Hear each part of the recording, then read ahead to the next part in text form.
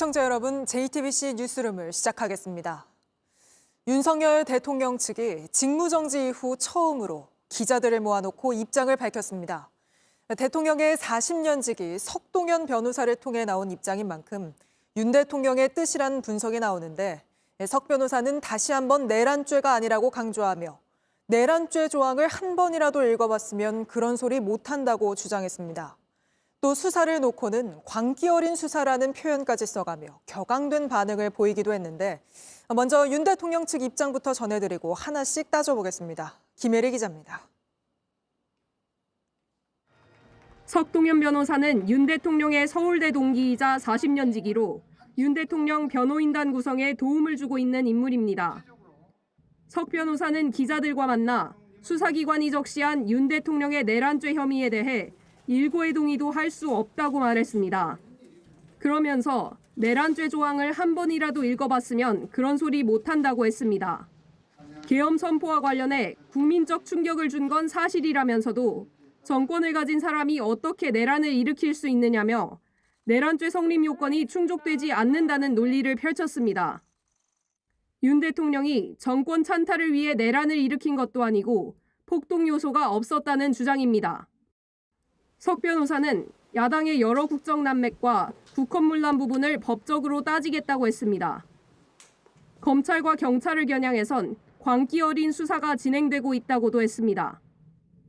탄핵 심판과 관련해 법정에 서서 당당히 소신껏 입장을 피력할 것이라며 윤 대통령이 직접 심판정에 나올 가능성을 내비쳤습니다. 윤 대통령의 변호인단 규모는 아직 확정되지 않은 것으로 알려졌습니다. 윤 대통령 측은 내란 혐의 수사와 재판 대응, 그리고 헌법재판소의 탄핵 심판 모두 세 갈래로 나눠 대응하겠다는 입장입니다. 석 변호사는 내란 수사와 탄핵 심판은 성격이 다르니 변호인단을 따로 구성해 대응할 것이라 했습니다. 앞서 변호인단 대표를 맡은 김홍일 전 방통위원장은 수사 부분을 맡을 것으로 전해졌습니다. JTBC 김혜리입니다. 이런 가운데 여권에서 탄핵 심판을 맡게 될 헌법재판소를 흔들려는 움직임도 감지되고 있습니다. 국민의힘 권성동 원내대표가 대통령이 아닌 권한대행은 국회 몫의 헌법재판관을 임명할 수 없다고 주장하고 나섰습니다. 탄핵 심판을 지연시키려는 거 아니냐는 지적이 나오는데 오늘 헌법재판소는 대통령 권한대행이 임명 가능하다는 입장을 밝혔습니다. 먼저 조혜연 기자입니다. 권성동 국민의힘 원내대표는 윤석열 대통령이 탄핵이 아닌 직무 정지 상태란 점을 앞세웠습니다. 대통령 권한대행인 한덕수 국무총리는 국회 몫인 헌법재판관 3명을 임명할 수 없다는 겁니다. 지금은 대통령이 고리 상황이 아닌 직무 정지 상황이기 때문에 한덕수 권한대행은 대통령의 탄핵 심판, 탄핵 결정 전까지 헌법재판관을 임명할 수 없습니다. 하지만 7년 전에는 대통령 권한대행에게 형식적인 임명권이 있다고 말했습니다. 대통령 권한대행은 형식적인 임명권을 갖고 있기 때문에 헌법기관이 구성이 바로바로 충원이 되는 것이 민주국가의 기본입니다. 대통령이 아닌 대법원장이 추천한 헌법재판관은 형식적인 임명이기 때문에 권한대행이 할 수 있다는 설명이었습니다. 지금처럼 박 전 대통령의 탄핵이 인용되기 전이었고 권 대표는 국회 탄핵소추위원장이었습니다. 이번에 공석인 재판관 3명 모두 대통령이 아닌 국회 추천 몫이란 점 역시도 그때와 같습니다. 권 대표가 헌재의 구인체제 구성을 막기 위해 자신의 말을 스스로 뒤집는 자기 모순에 빠졌다는 지적이 나옵니다. 헌재도 오늘 국회에서 헌법재판관 임명이 가능하다는 입장을 밝혔습니다. 대통령 권한대행이 재판소 재판관에 대한 임명권은 행사할 수 있다고 저희들은 생각하고 있습니다. 재판관 6인으로 탄핵 심판이 가능한지를 놓곤 논의 중이라고 말했습니다. 헌재는 탄핵 심판의 변론은 생중계하지 않기로 했는데 녹화한 영상은 시차를 두고 공개하기로 했습니다. JTBC 조혜연입니다. 네, 계속해서 JTBC가 새롭게 취재한 내용 전해드리겠습니다. 내란 사태의 주요 목적 중 하나가 선거관리위원회를 장악하는 거였습니다. 그런데 선관위를 어떻게 장악할지 전현직 정보사령관이 함께 작전을 짠 곳이 다름 아닌 패스트푸드점 롯데리아였습니다. 첩보부대 사령관과 전역한 민간인이 계엄 선포 이틀 전 햄버거를 먹으면서 짠 작전이 대한민국 전체를 어지럽힌 겁니다. 심가은 기자의 단독 보도입니다. 경기도 안산시에 위치한 롯데리아 매장입니다. 지난 1일 노상원 전 정보사령관과 문상우 정보사령관이 만나 계엄을 사전에 모의한 걸로 지목된 장소입니다. 경찰청 국가수사본부는 최근 이곳 CCTV 영상 등을 확보했습니다.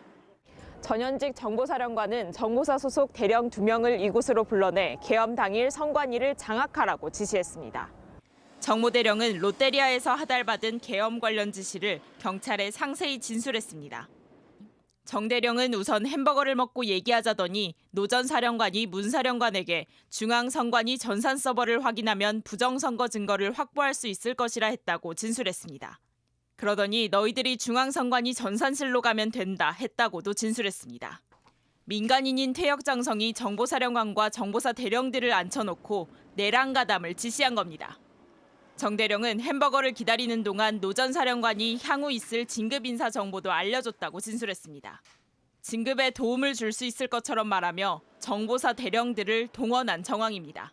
계엄 당일 두 대령은 햄버거를 먹으며 하달받은 지시 그대로 중앙선관위 서버실 장악을 시도했습니다. 경찰은 노 전 사령관에 대한 구속영장을 신청했습니다. JTBC 심가은입니다. 네, 이렇게 전현직 정보사령관이 짠 작전을 바탕으로 정보사 부대는 계엄 선포 2분 만에 선거관리위원회로 들이닥쳤습니다. 이렇게 빨리 장악에 나설 수 있었던 건 이미 계엄 선포 2시간 전에 준비를 다 마치고 출동했기 때문입니다. 또한 이들은 실탄 100발도 함께 챙겨갔습니다. 이어서 김지윤 기자의 단독 보도입니다. 과천 중앙선관위 앞에 검은 카니발이 도착합니다. 정보사령부 소속 군인 10명이 내립니다. 계엄 발표 후 계엄군이 가장 먼저 들이닥친 곳은 중앙선관위였습니다. 도착 시간은 10시 반경, 계엄이 발표된 지 2분밖에 안 된 시간이었습니다. 정보사령부가 국회에 제출한 자료에 따르면 이들이 안산 정보사 부대에서 선관위로 출발한 건 8시 반경으로 확인됐습니다. 계엄이 발표되기 2시간 전입니다. CCTV 속 군인들은 허리춤에 장비를 차고 있는데 투입된 이들 전원이 K5 총기로 무장했던 것으로 확인됐습니다. 지휘 차량에는 실탄 100발도 실려 있었습니다.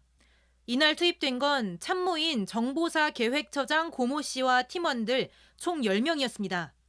문 사령관은 이들이 서버를 지키도록 지시받았다고 진술했습니다. 저희가 받은 임무는 선관위에 가서 전산실 위치를 확인해라. 그다음에 거기를 지키고 있다가 다른 팀이 오면 인계해주고 복귀해라. 같은 시간 판교 모처의 여단 본부에서는 또 다른 20여 명의 정보사 요원들이 대기하고 있었습니다. 판교에서 대기했던 정모 대령은 경찰 조사에서 4일 아침 선관위에 가는 것으로 지시를 받았었다고 진술했습니다. 정보사가 사전에 조직적으로 개입했다라는 증거라고 볼 수 있습니다. 그렇기 때문에 누가 이런 지시를 했고 그 인적 네트워크는 어떻게 되는지 철저히 밝힐 필요가 있다고 보여집니다.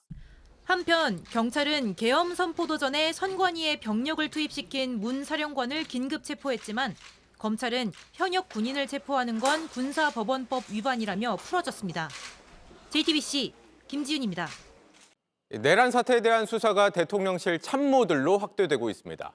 경찰과 공수처의 공조수사본부는 정진석 비서실장과 신원식 국가안보실장을 조만간 불러 조사할 예정인 걸로 파악됐습니다.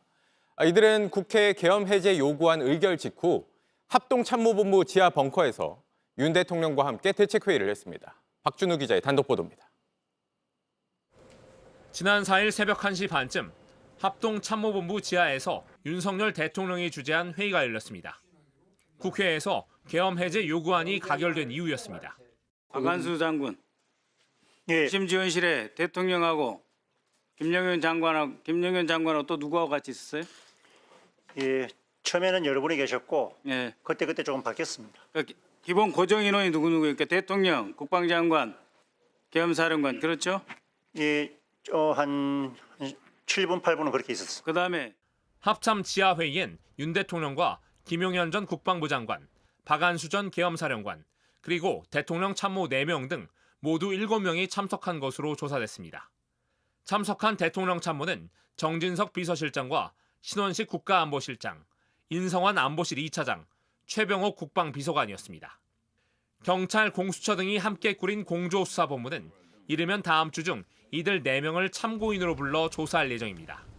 이번 주 안에 계엄군 관련 조사를 마치고 대통령실과 국가안보실 수사로 넘어가겠다는 계획입니다. 경찰은 특히 신원식 실장이 계엄 계획을 사전에 알고 있었을 것으로 의심하고 있습니다. 국가안보실장은 미국 등 우방국과의 관계, 우리 군의 전방 대비 태세 등을 종합적으로 고려해야 하는 대통령의 외교안보 분야 최고의 참모입니다. 신 실장이 경찰과 군 병력을 동원해야 하는 계엄을 모를 수 없는 위치였다고 판단하는 이유입니다. 경찰은 이들을 상대로 합참 지하회의에서 어떤 논의가 오갔는지를 집중적으로 조사할 방침입니다. JTBC 박준호입니다. JTBC 뉴스를 시청해 주신 여러분 고맙습니다. 저희는 저녁 6시 50분 뉴스룸에서 뵙겠습니다.